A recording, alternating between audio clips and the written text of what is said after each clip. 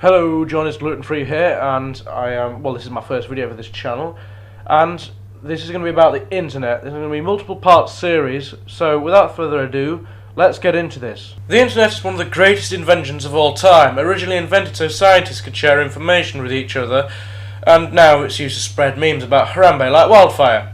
In 2005, over 84% of the population, which consisted of 6.5 billion people, did not use the internet. In 2010, the population had reached 6.9 billion people.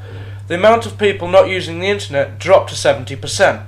Today, 60% of the population does not use the internet. In 2014, the amount of people using the internet had topped 3 billion people.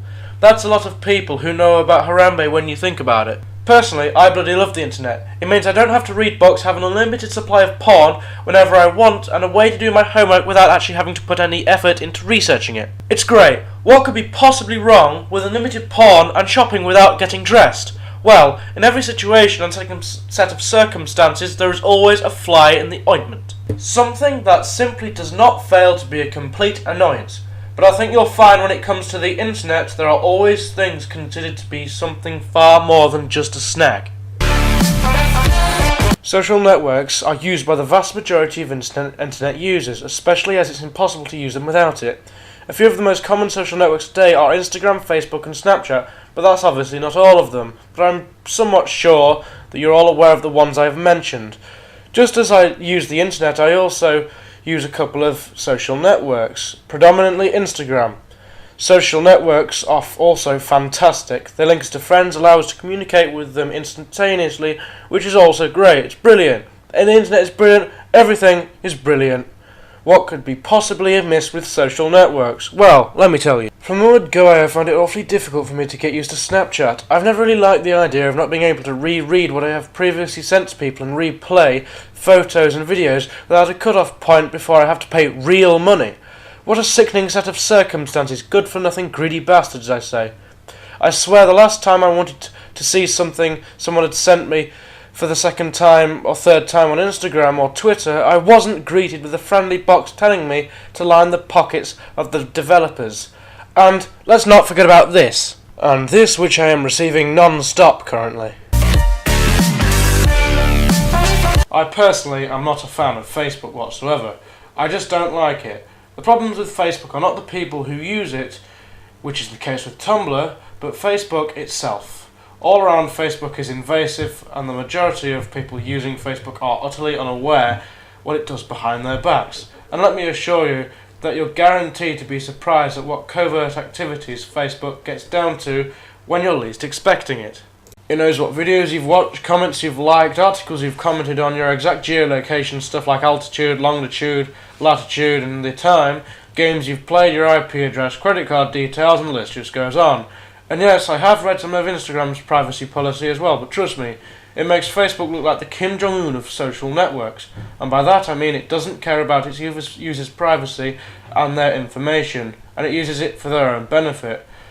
And the relationship status on Facebook is proving to be a gutless yet very popular method of breaking up with one's partner, as studies have shown. I find things like this absolutely blood-curdling. It just shows what kind of bollocks-up society we're living in today and how the internet brings out the wrong in people who use it, which saddens me. But this does count for Instagram as well, let's not forget that. I am fully aware that Instagram definitely has its faults as well, and I'm on about its fair share of faults. This accounts for most of these social networking sites, and it's this. It's not necessarily a rant, but a question. How do people, mainly young teens, gain such a massive following, usually in the thousands, so quickly?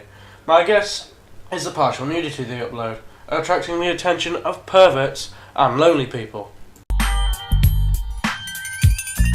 I'll be honest with you. I'm pretty ill-educated on Tumblr, but what I'm fully aware of, its fanbase or users consist of filthy weeaboos and people who will eat you alive if you say there is only two genders. In YouTube's case, it's not the platform itself that's at fault, but the ratchets that use YouTube. So let's go through all your arse monkeys that use YouTube and, well, the ones that make it a bad place. Because it's not a bad place overall, but yeah, there are some people that make it a pretty bad place sometimes. I personally used to really like Leafy as here. I thought he was a real funny, genuine YouTuber until I realised he's just a lowly man-bear pig.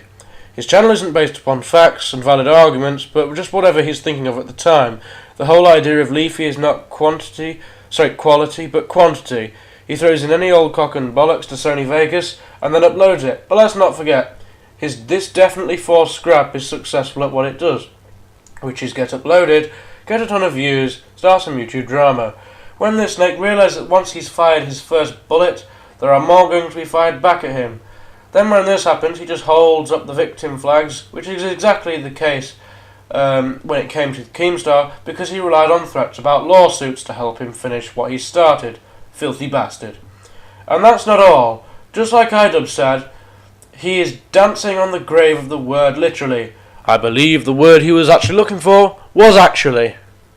And yes, we are all fully aware of the people like Jacob Sartorius and Misha, who I'll get onto in a minute, and how he constantly refers to his victims as the cancer of YouTube, or how they should go and drink bleach. Leafy, look into reality and stop telling these kids to drink bleach, or tell them that they are the cancer of YouTube. Because if they did in fact get cancer, or drink bleach because of you, then, well, not get cancer because of you, because that's impossible, but drink bleach, then you wouldn't be laughing then. In fact, you would probably be one of the most hated people around. And we can't forget about the most clickbaity person on YouTube, which is in fact Leafy is here. Yeah, not much of a surprise there then. When I was subscribed to and a fan of Leafy, I swear to Satan that the most cringy person on YouTube or in the world changed every time he made an upload. And then there is the full caps to catch people's attention, a very standard method when it comes to advertising and propaganda, the irrelevant titles, and so on. And yes, clickbait is an effective way of grabbing a person's attention. And when I finally brought myself to watching an awful piece of his YouTube content, I suddenly realised, in the first 10 seconds of watching the video, I realised that the man he described as the Pokemon Go Kid's father was not in fact the Pokemon Go Kid's father. He turned out to be some creepy round man who went out of his way for some reason to try and find Leafy's hovel. Not a misinterpretation by Leafy, but a hoax by Leafy. To be really very honest with you, I must say that his videos explain it. It's really just a simple, annoying kid that I'm not really going to bed-ache about for much longer than 30 seconds, but they do show how money and fame corrupts their mind and turns them into a spoilt first world little git. Ask me, I don't know what they're getting all the money and getting all the hose bit or like, that is really odd. He's a 9-year-old kid, and if he's getting hosed at 9 years old, then wow, he's doing really well for himself. I'm just going to say that.